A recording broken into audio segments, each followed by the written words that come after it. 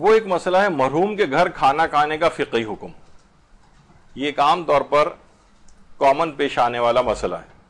مرحوم کے گھر کھانا کھانا، اسے کڑوی روٹی یا کڑوا کھانا بھی کہا جاتا ہے. یعنی عرف عام میں اس کا ایک نام ہے کڑوا کھانا یا کڑوی روٹی.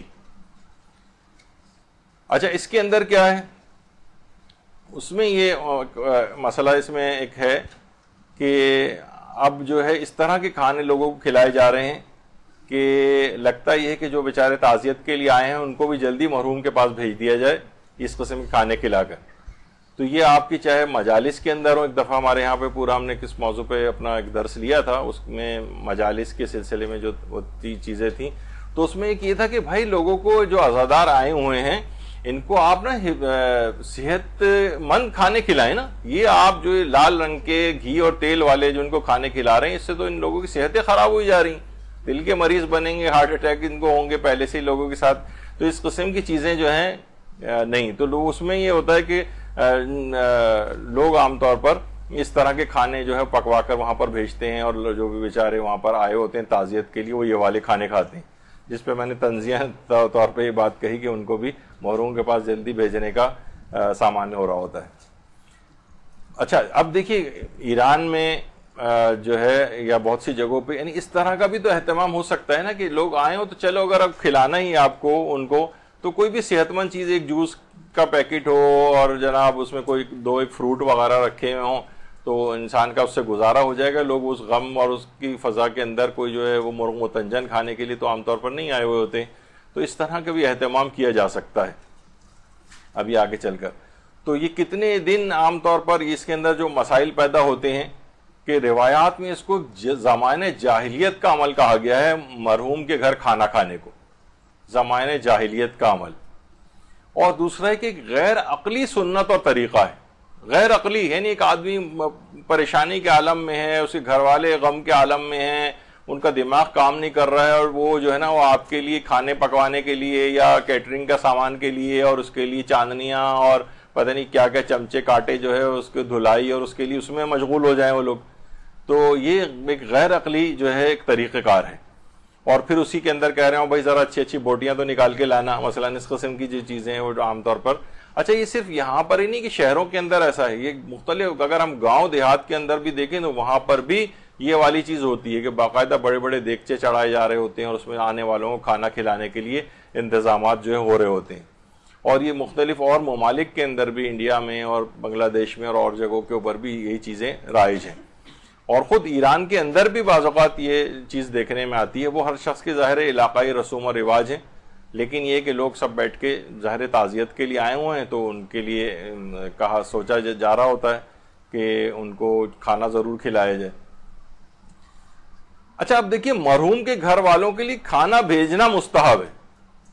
کھانا بھیجنا، ان کے گھر کھانا کھانا مستحب نہیں ہے، ان کے گھر کھانا بھیجنا مستحب ہے. کتنے دن تک بھیجنا مستحب ہے؟ آیت اللہ سیستانی نے بھی شرح عروۃ الوثقی میں ان جو تعلیقات ہیں ان کی اس میں انہوں نے لکھا ہے کہ ارسال الطعام الی اہل المیت 3 ایام ویکرہ الاکل عندہم. فرماتے ہیں کہ میت کے گھر ارسال الطعام، کھانا بھجوانا، یہ مستحب ہے 3 دن تک. 3 ایام، 3 دن تک مستحب ہے. وَيُكْرَهُ الْأَكْلِ عِندَهُمْ، ان کے ساتھ کھانا کھانا مکروہ ہے میت کے گھر والوں کے ساتھ. اس کی بھی تفصیل آگے چل کر آئے گی. دیکھیے یہ سلسلہ کہاں سے شروع ہوا؟ جب جنگ موتا واقع ہوئی تھی اور اس میں مولا کائنات کے بھائی جعفر طیار وہ اس جنگ موتا کے اندر شہید ہوئے تھے. تو یہ جعفر طیار کا مزار ہے اردن کے اندر، اور یہ ان کی ذریعہ مبارک ہے جس میں ان کی قبر مبارک ہے.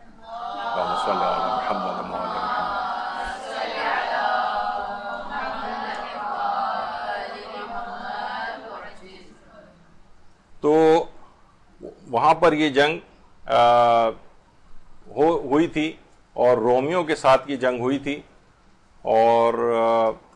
شام کا جہاں پہ بارڈر لگتا ہے اور اردن کی طرف کا جو علاقہ ہے وہاں پر یہ جنگ جو ہے وہ لڑی گئی تھی. تو جعفر طیار اس جنگ کے اندر شہید ہو گئے تھے، اور کئی کمانڈرز تھے اس کے اندر سب ایک ایک کر کے شہید ہو گئے تھے. اچھا جس وقت وہاں پر اچھا یہی جو جعفر طیار ہیں ان کے ایک بیٹے عبداللہ ابن جعفر طیار جو حضرت زینب سلام اللہ علیہ کے شوہر تھے. اللہم صلی علی محمد.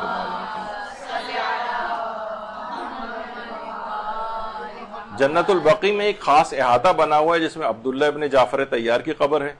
عقیل ابن ابی طالب کی قبر ہے, مولا کے ایک اور بھائی, اور امام مالک اہل سنت کے اور امام نافع جو امام مالک کے بھی استاد تھے, ان چاروں کی قبریں ایک ہی احاطے میں جنت البقیع میں. یہ تو ایسے ضمناً میں نے بیان کیا. تو پیغمبر اکرم صلی اللہ علیہ وآلہ وسلم صلی اللہ علیہ محمد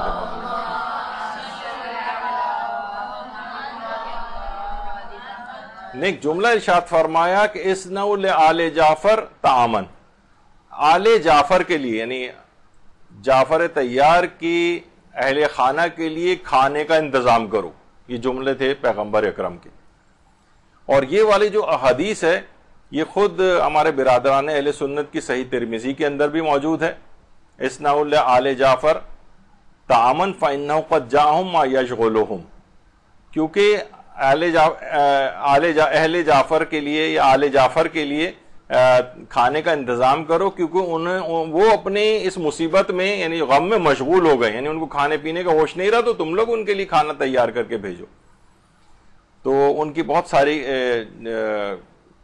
کتابوں کے اندر احادیث کی یہ والی حدیث موجود ہے. اور اس کا آغاز کیسے ہوا کہ حضرت جعفر طیار کی شریک حیات اسما بنت امیس نے کہا کہ جب میں نے رسول خدا سے جعفر کی شہادت کی خبر سنی تو میں نے آواز بلند کی, واہ جعفر, اور رسول اللہ کی بیٹی حضرت فاطمہ زہرا سلام اللہ علیہ نے بھی اللہم صلی علی محمد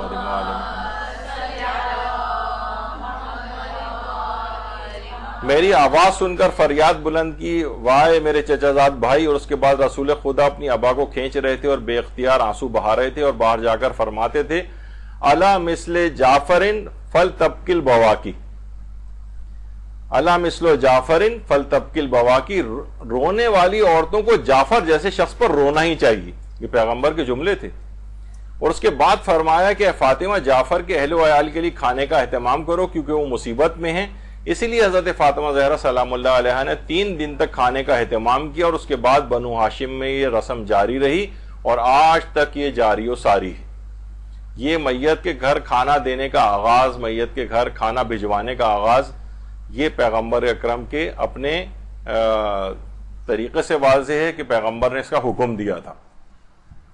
ایک چیز مشہور ہے کہ میت کے گھر میں چولہا نہیں جلنا چاہیے 3 دن تک, تو مکروہ ہے. یہ ایک چیز مشہور ہے لوگوں کے اندر, اس وجہ سے لوگ سوچتے ہیں کہ کیونکہ چولہا نہیں جل سکتا اس وجہ سے کہیں سے کھانا آتا ہے. تو ایسا کوئی مسئلہ نہیں ہے, یعنی ایسا نہیں ہے کہ وہ ضرورت پیش آئے تو وہ چولہا بھی جل سکتا ہے, وہ لوگ کھانا بھی چاہیں تو پکا بھی سکتے ہیں. اس کا مکروہ ہونا ثابت نہیں. مثلا چائے وغیرہ تو اگلے دنوں میں بنانی پڑ رہی ہے ان کو اہل خانہ کو, تو وہ چولہا جلا کے چائے بھی بنا سکتے ہیں. یعنی چولہے کا جلنا یہ مکروہ نہیں عام طور پر, لیکن عرف میں بہت سی جگہوں کے اوپر یہ چیز مشہور ہے. دیکھیے مصیبت زدہ شخص کو تعزیت پیش کرنا, اصل میں افراد جو وہاں پر آ رہے ہوتے ہیں جو بیٹھ کے کھانے بھی کھاتے ہیں وہاں پر, یہ مصیبت زدہ شخص کو تعزیت پیش کرنے کے لیے آ رہے ہوتے ہیں کہ اس کا اجر و ثواب بھی بہت زیادہ ہے, بہت زیادہ اس کا اجر و ثواب ہے. لیکن ایک الگ طریقے سے روایات کے اندر ہمارے چھٹے امام نے تعزیت کے معنی بیان کیے ہیں. ان سے پوچھا گیا تعزیت کے کیا معنی, تو آپ نے فرمایا اگر مرنے والے کی موت نے تمہیں خدا سے نزدیک اور گناہوں سے دور کیا ہے تو یہ مصیبت نہیں ہے بلکہ تمہارے لیے رحمت اور نعمت ہے. اور اگر تمہارے لیے نصیحت نہیں بن سکی ہے, تمہیں گناہوں سے دور نہیں کر سکی اور رب کے نزدیک نہیں کر سکی ہے, تو سمجھ جاؤ کہ تمہاری سنگ دلی اور دل کی سختی ہے اور میت کی مصیبت سے بڑھ کر مصیبت ہے, بشرطے تمہارے اندر رب کی معرفت پائی جاتی ہے. جو تم تعزیت کرنے کے لیے آئے ہو, یعنی تمہارے اپنے کردار کے اندر کوئی تبدیلی واقع ہو رہی ہے نہیں, اور یا وہی پرانی والی فسق و فجور والی زندگی ابھی اپنی آنکھوں سے موت دیکھی ہے, تم نے اس سے تعزیت کرنے کے لیے آئے ہو, تب تو تمہارے لیے یہ بڑی اچھی چیز ہے. لیکن اگر گناہوں سے دور نہیں کیا تو یہ مرنے والے کے گھر میں جو مصیبت آئی اس سے بڑھ کر تم خود ایک بڑی مصیبت کے اندر مبتلا ہو. یہ چھٹے امام نے تعزیت کا ایک بالکل الگ مفہوم اس کے اندر جو ہے وہ پیش کیا ہے. اور تعزیت جو انسان کر رہا ہوتا ہے اصل میں یہ اتنا بڑا ثواب اور فوائد مرحوم حاصل کر چکا ہوتا ہے کہ امام علی رضا علیہ السلام نے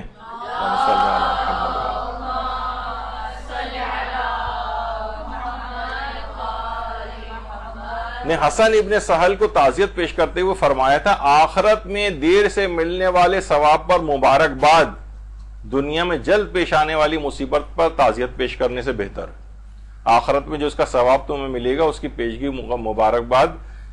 جو ہے وہ اس دنیا میں ابھی جو مصیبت آئی ہے اس پہ جو تعزیت کی جا رہی ہے وہ اس سے کہیں زیادہ مبارکباد اس چیز کے اوپر دینی چاہیے جو آخرت میں ثواب اس سلسلے میں مل رہا ہے۔ تو بڑی اس کا عجیب و غریب ایک چیز ہے، اور ایک ایسے فرد کے لیے کہا کہ تعزیت کے قابل ایک زندہ شخص بھی ہو سکتا ہے۔ حضرت امیر فرماتے ہیں دنیا جو تیرے ہیلوں سے ناواقف اور تیرے مکر کے پھندوں سے ناآشنا ہے وہ جیتے جی مر چکا ہے اور تعزیت کے قابل ہو چکا ہے۔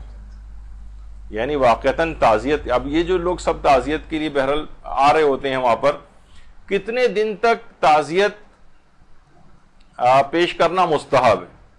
التعزیۃ لأہل العزائے یستحب ان یکون یوما واحدا وما زاد فہو مکروہ، یہ جملہ ہے علماء کا۔ یعنی فرماتے ہیں کہ ایک دن تک تعزیت کرنا تو مستحب ہے، اس سے زیادہ مکروہ ہے، اس سے زیادہ مکروہ ہے۔ یعنی تعزیت اب ہمارے ہاں کیا ہوتا ہے میں اس میں بھی آگے چل کر بیان کروں گا، سوائے اس کے لکھتے ہیں کہ ایک دن تک مستحب ہے، اس سے زیادہ مکروہ ہے، سوائے اس کے کہ بعد کے دنوں میں جب آپ آئیں تو یا تو تلاوت قرآن کے لیے آئیں یا دعا کے لیے آئیں، الا تلاوت قرآن یا پھر دعا۔ ہمارے علماء کی سیرت بھی ہے کہ وہاں جہاں تعزیت کے لیے جاتے ہیں وہاں بیٹھ کے تلاوت قرآن کرتے ہیں، تلاوت قرآن اور دعا وغیرہ کرتے ہیں۔ یہ لیفٹ سے دوسرے جو ہیں آیت اللہ علوی گرگانی ہیں بھی پچھلے 1-2 مہینے میں ہی ان کے انتقال ہوا تھا۔ تو بہرحال علماء کا طریقہ یہ وہاں کھانا کھانے نہیں بیٹھتے کبھی بھی، صرف گئے تعزیت اس انداز سے پیش کی کہ وہاں تلاوت قرآن کی یا دعا کی اور اس کے بعد واپس آ گئے۔ جو نیچے بیٹھے ہوئے دونوں افراد یہ آیت اللہ سیستانی کے دونوں بیٹے ہیں جو کہ کسی جگہ تعزیت کے لیے گئے، وہاں گئے تلاوت قرآن کی واپس آ گئے۔ اچھا، اب یہ جو سوئم سے 40ویں تک کی مجالس اور فاتحہ خوانی ہوتی ہیں، سوئم سے 40ویں تک، یعنی اس میں مسلسل لوگ آ رہے ہوتے ہیں، یہ ظاہر ہے اس میں بہت اچھی بات ہے جتنی بھی مجالس ہوں فاتحہ خوانی ہو، البتہ اس میں تمام ورثاء کا خیال کیا جائے گا۔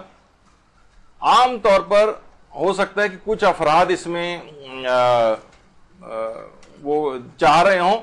اور کچھ ایسے ہوں کہ بھئی ان کے لیے مشکل ہو رہی ہے، روزانہ کی بنیاد پر اتنے افراد آ رہے ہیں، پھر ان کے کھانے پینے کے انتظامات اور ان کی چائے کے انتظامات، کچھ لوگ وہاں رہنے بھی لگتے ہیں، ان کے رہائش وغیرہ کا انتظام کرنا، تو یہ سب چیزیں اب یہ ان کے ذمے آ جاتی ہیں۔ بعض اوقات یہ بھی ہوتا ہے کہ وہ یہ ان کے اوپر بوجھ بن جاتے ہیں تعزیت کرنے والے، اور بڑے مشکل کے اندر وہ لوگ آ جاتے ہیں، چاہے منہ سے نہ کہہ پا رہے ہوں، اور ظاہر ہے کہ پورا سسٹم بنا ہوتا ہے، کون اسے منع کرے کہ بھئی 40ویں تک مسلسل روزانہ مجلس ہوگی۔ مجلس میں کوئی حرج نہیں ہے، لیکن اگر ورثہ بعض اوقات اب ان کو میراث تقسیم نہیں ہوئی ہوتی ہے تو اس میں تصرف بھی ہو جاتا ہے، اور وہ خود بعض اوقات حرام پہلو بھی اس کے اندر آ سکتے ہیں۔ اگر ورثہ راضی بھی ہیں، اگر ان میں کوئی ایک نابالغ ہے ایسا، اور تو معاملہ اور مشکل ہو جاتا ہے۔ ابھی میں اس تفصیل میں نہیں جا رہا، وہ ایک الگ طرف ہم نکل جائیں گے۔ تو یہ سب چیزیں کیا ہوتی ہیں؟ دیکھیے تعزیت، جو لوگ سوچتے ہیں تعزیت کے معنی روز جائے جائے یا اس طرح سے جائے جائے اور گھنٹوں وہاں بیٹھا جائے، تعزیت کی کم سے کم حد یہ ہے کہ صرف جس سے تعزیت پیش کی جائے وہ اس کو دیکھ لے، بس چاہے وہ دور سے ہی کیوں نہ ہو دور سے ہی کیوں نہ ہو، اس کو دیکھ لے، بس یہ تعزیت کے لیے کافی ہے، کم سے کم حد یہ۔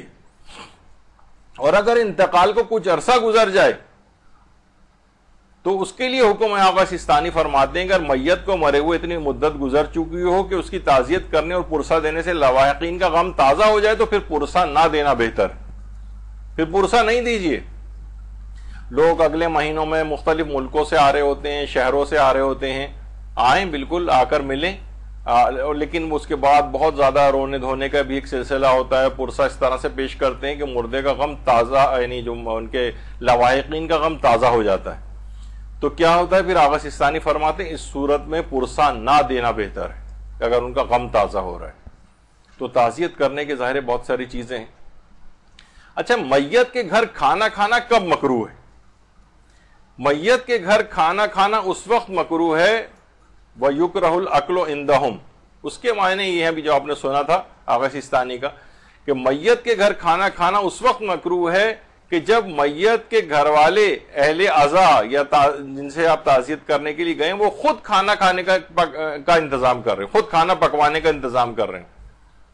جیسے جب اس کو زمانے اہل جاہلیت کا کہا جاتا تھا, کیونکہ اہل جاہلیت میں کفار اور جو زمانے کے جو لوگ تھے زمانے جاہلیت میں, ان کے ہاں یہ رسم تھی کہ جو مر جاتا تھا تو لوگ وہاں آتے تھے اور یہ لوگ ان کے اس کے اندر لگ جاتے تھے, یعنی کھانا پکوانے میں, اور یعنی گھر والے جس کے گھر موت ہوئی ہے وہی ان لوگوں کے کھانے کا انتظام کرتا تھا. تو یہ زمانے جاہلیت کا عمل اس وجہ سے کہا گیا ہے. تو میت کے گھر کھانا کھانا اس وقت مکروہ ہے جب وہ خود انتظام کر رہے ہوں. لیکن اگر کچھ موارد ایسے ہیں کہ جس میں مکروہ نہیں رہتا, اگر پڑوسی انتظام کر رہے ہیں کھانے کا, وہ پکا کر بھجوا رہے ہیں, دوست انتظام کر رہے ہیں, جاننے والے انتظام کر رہے ہیں, دور پرے کے مثلا رشتہ دار انتظام کر رہے ہیں, تو پھر اس صورت میں وہاں کھانا کھانا مکروہ نہیں ہے, اس صورت میں مکروہ نہیں. یا مثلا اگر لواحقین میت کی طرف سے ہی دعوت دی جا رہی, وہی کہہ رہے ہیں کہ آپ دیکھیے آپ آئیں تو کھانا کھا کر جائیے گا, اب انہوں نے دعوت دے دی تو اس صورت میں بھی مکروہ نہیں ہے اور وہاں کھا سکتے ہیں. اگر اہل مصیبت خود کھانے پر مدعو کریں اور نہ کھانے پر گلا کریں, آیت اللہ بہجت نے بھی اپنے استفتاء میں لکھا ہے, یعنی وہ ناراض ہو رہے ہیں, مثلا ہم اکڑ کے کھڑے ہو گئے مثلا کہ نہیں ہاں تو کھانا کھانا مکروہ, بس ہم تو نہیں کھائیں گے, تو وہ لیکن کہہ رہے ہیں بھائی انتظام کیا ہے آپ کے لیے, آپ پلیز آ جائیں کھانا کھا لیں, اور وہ بیچارہ جو ہے گلا کر رہا ہو آپ سے, لیکن آپ تو اس موقع پر کراہیت ختم ہو جاتی. یعنی جب وہ خود ہی مدعو کر رہے ہیں آپ کو اہل مصیبت, اور وہ آپ کو کھانے کی پیشکش کر رہے ہیں اور نہ کھانے پر گلا اور شکوہ آپ سے کر رہے ہیں, اس صورت میں پھر آپ کھا سکتے ہیں. اور یہ بھی انسان کر سکتے ہیں, ایک اور صورت میں بھی مکروہ نہیں رہتا ہے کہ اگر مرنے والے نے خود یہ وصیت کی ہو, مرنے والا وصیت کر کے گیا ہو کہ میں اتنے پیسے چھوڑ کر جا رہا ہوں, میرے مرنے کے بعد جب لوگ آئیں تعزیت کرنے کے لیے اور وہ اتنے دن تک آئیں تو میں اپنے مال سے وصیت کر کے جا رہا ہوں اتنے پیسوں کی کہ ان پیسوں سے جو ہے ان لوگوں کے لیے کھانا پکانے کا انتظام کیا جائے, ان کو کھانا کھلایا جائے. اب اس وصیت کے اوپر عمل ہوگا اس کے 1/3 میں سے, یعنی وصیت کے صرف 1/3 حصے سے ان وصیتوں کے اوپر عمل ہوگا. تو انسان ان معاملات کے لیے وصیت کر سکتا ہے, اور اگر وصیت کر کے گیا ہے تو پھر وہاں کھانا کھانا مکروہ نہیں ہے. اچھا, اب یہ جو مکروہ قرار دینے والی روایت ہے جس میں اسے زمانے جاہلیت کا عمل قرار دیا گیا ہے, اگر ویسے اس طور پہ بھی دیکھیں تو یہ روایت ثابت نہیں ہے چھٹے امام سے, اور یہی وجہ ہے کہ آیت اللہ ناصر مکارم شیرازی وہ بھی میت کے گھر کھانا کھانے کو مکروہ نہیں سمجھتے ہیں, اور رہبر معظم آیت اللہ خامنہئی بھی میت کے گھر کھانا کھانے کا جو کراہیت ہے ان کے نزدیک ثابت نہیں ہے ان کے نزدیک. آیت اللہ سیستانی نے ایک مختصر سے اپنے استفتاء میں تو اس کو مکروہ کہا ہے, لیکن ایک تفصیلی فتویٰ جو خود مدرسے نے ایک سوال بنا کے بھیجا تھا, ابھی میں آگے چل کے پڑھ کے سناتا ہوں آپ کو, اس میں انہوں نے کہا کہ فقہا یہ فرماتے ہیں کہ یہ عمل مکروہ ہے, لیکن یہ دماغ میں رہے کہ جب بھی مجتہد کسی بھی چیز کی نسبت اپنی طرف نہ دے, یعنی اگر ان کا اپنا فتویٰ ہو کہ مکروہ ہے تو وہ لکھیں اس بات کو کہ ہاں یہ مکروہ ہے. لیکن آیت اللہ سیستانی نے بہرحال لگتا یہ ہے, لیکن بہرحال مختصر ایک استفتاء میں تو انہوں نے مکروہ کہا ہے, لیکن جو تفصیلی فتویٰ آیا اس میں دیگر فقہا کی طرف اس بات کی نسبت دی, اپنی طرف اس لحاظ سے نہیں دی ہے. لیکن پھر اس کے بعد بھی یہ مسئلہ اس لحاظ سے حل ہو جاتا ہے کہ آیت اللہ سیستانی بھی کہتے ہیں اگر کسی اور نے مدعو کیا ہے, یعنی خود اہل عزا ہی نے,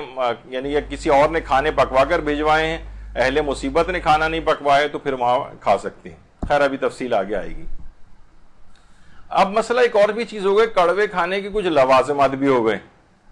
پہلے تو یہ کہ چلو مختصر سا کوئی ایک سالن اور ایک روٹی بنا کے کھلا دیا جائے یا کوئی ایک ڈش. اب اس کے ساتھ کیا ہونے لگا کہ چاول بھی ہونے چاہیے اور ایک روٹی کی کھانے کی بھی ایک ڈش ہونی چاہیے, اور پھر میٹھا بھی بہت سی جگہوں کے اوپر شروع ہو گیا ہے, اور پھر چائے بھی اس کے بعد ہونی چاہیے، اور اس کے بعد پھر ظاہر مہمان آ کے رک رہے ہیں تو صبح دوپہر شام اور کئی دن تک اگر رک رہے ہیں، شہر سے باہر سے بھی آئے ہوئے ہیں، تو یہ لوازمات اس کے بڑھتے چلے جا رہے ہیں، ان لوگوں کو برڈن ہوتا چلے جا رہا ہے۔ کتنے ایسے افراد ہیں، یعنی میں ذاتی طور پر میرے پاس آئے ہیں لوگ پریشان ہو کے کہ رشتہ دار مہمان گھر پہ آ گئے ہیں اور عزت کا معاملہ ہو گیا ہے، ہم لوگ اتنا افورڈ نہیں کر سکتے ہیں، تو کہیں سے کوئی پیسوں وغیرہ کا انتظام ہو جائے۔ یعنی یہ چیزیں اب خالی اس طور پر نہیں رہی ہیں، بلکہ یہ ایک عجیب ایک لوازمات اس کے اندر جو ہے وہ آتے جا رہے ہیں۔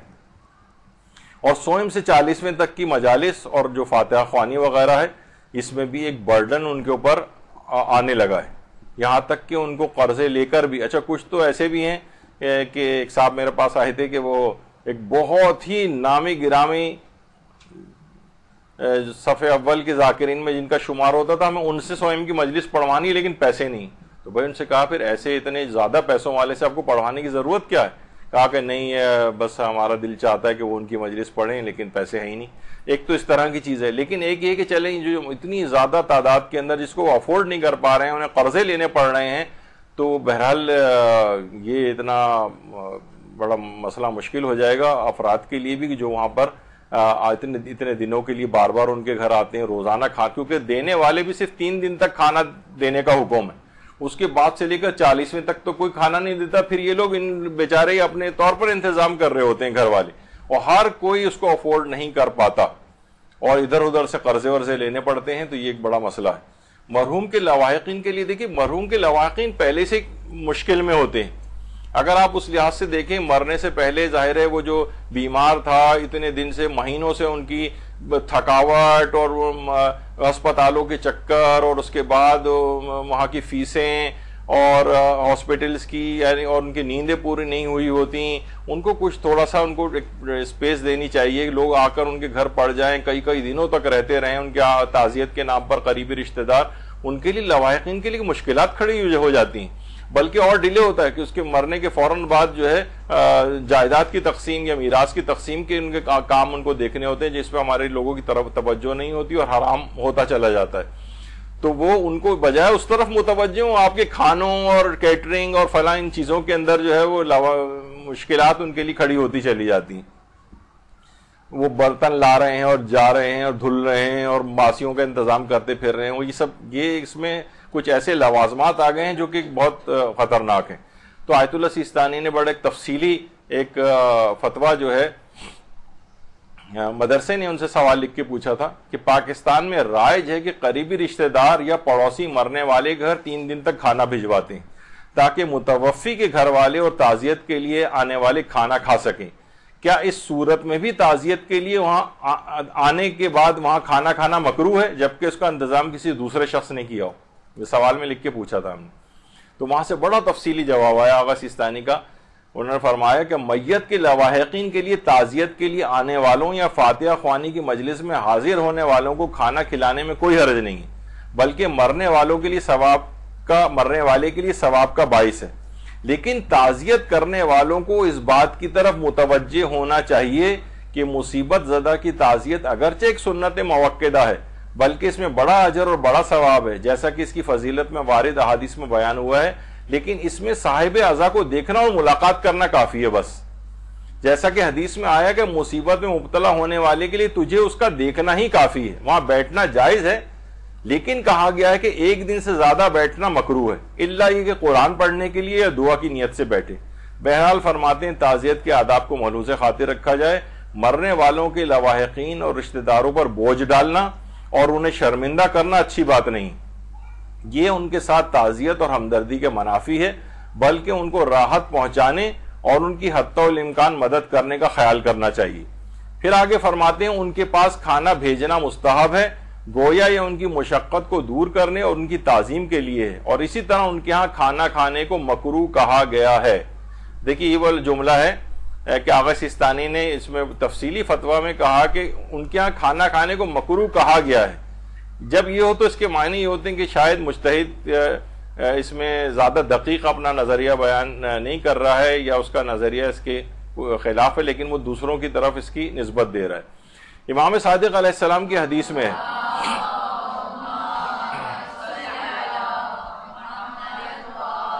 مصیبت زدہ لوگوں کے پاس کھانا زمانے جاہلیت کے لوگوں کا کام ہے. بعض فقہا نے کہا ہے, اب دیکھیں خود نہیں کہہ رہے, بعض فقہا نے کہا ہے کہ کراہیت اس کھانے کے لیے ہے جو ان کی طرف سے ہے, نہ کہ وہ کھانا کہ جو رشتہ داروں اور ہمسایہ کی طرف سے دیا گیا ہو, جیسا کہ مذکورہ رسم میں بیان ہوا ہے. نیز تعزیت کرنے والوں کو مرنے والے کے اہل خانہ سے تعزیت اور وہاں جانے میں شرعی حدود کا خیال رکھنا چاہیے, ان کو نقصان پہنچانے سے گریز کرنا چاہیے, ان کی رضامندی کے بغیر ان کے اموال میں تصرف کرنا اور اس میں اسراف اور تبذیر نہیں کرنا چاہیے. یعنی جا رہے ہیں, کھا رہے ہیں, پی رہے ہیں, وہاں رک رہے ہیں, نہا بھی رہے ہیں, تمام وقت 40ویں تک جو ہے وہ کھانے روزانہ جا کے وہاں پہ کھا رہے ہیں, تو کیا ایک لحاظ سے چیزوں میں تصرف ہو رہا ہے, کیونکہ یہ مقام زیادہ حقدار ہے کہ اس میں تقوی کی رعایت کی جائے. چونکہ موت کی یاد میں موعظہ سننے والوں کے لیے واضح و نصیحت ہے اور غور و فکر کرنے والوں کے لیے عبرت ہے, اور مومن کو یاد رکھنا چاہیے کہ وہ عنقریب ان مرنے والوں کی پیروی کرے گا, یعنی اس کو بھی اس دنیا سے جانا ہے. بس اسے چاہیے کہ اپنے دین کی جس طرح سے بھی وہ حفاظت کرے, اور اس معاملے میں غفلت اس اچھی اور نیک سنت کو بگاڑنے کا باعث نہیں ہونی چاہیے جو مرنے والے کے خاندان کی حاجت روائی, ان کو آسانی فراہم کرنے, ان کی تعظیم کے لیے ہے,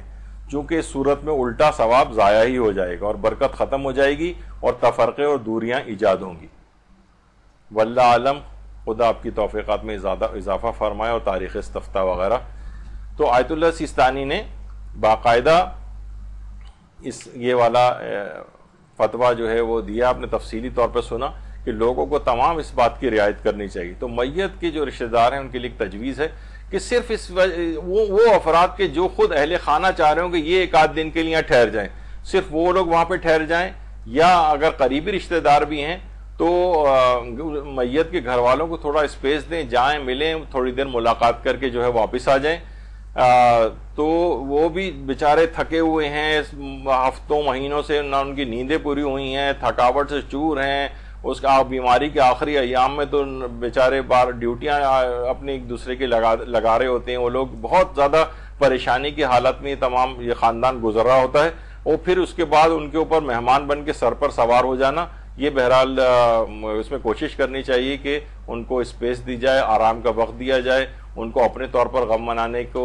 چھوڑا جائے تنہا, اور ایک جھمگٹا لگا کے وہاں پر نہ رکھا جائے. اس سے کیا ہوگا کہ بہرحال ان کے لیے آسانیاں مہیا ہوں گی. یہی انہوں نے آغا سیستانی نے اپنے فتوے میں بھی چیز بیان کی ہے کہ یہ آسانی ان کو مہیا کرنا ہے اور تقوی و پرہیزگاری سے کام لینا ہے, اور ان کے اموال کے اندر تصرف نہیں کرنا ہے اور اسراف اور تبذیر بھی نہیں کرنا ہے. یعنی یہ تو اسراف اور تبذیر ایک لحاظ سے ہوگا کہ وہاں جا کے کھلے ہاتھ سے جو ہے تمام چیزیں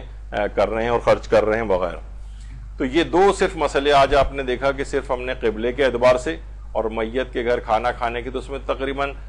بہت ساری چیزیں, اصل فقہی حکم بھی آ گیا, استفتاء بھی سارے ذکر ہو گئے, نصیحتیں بھی کچھ آ گئیں, اخلاقی حکم بھی اس کے اندر آ گئے. تو اس طرح سے ایک ان دو مسئلوں کو ہم نے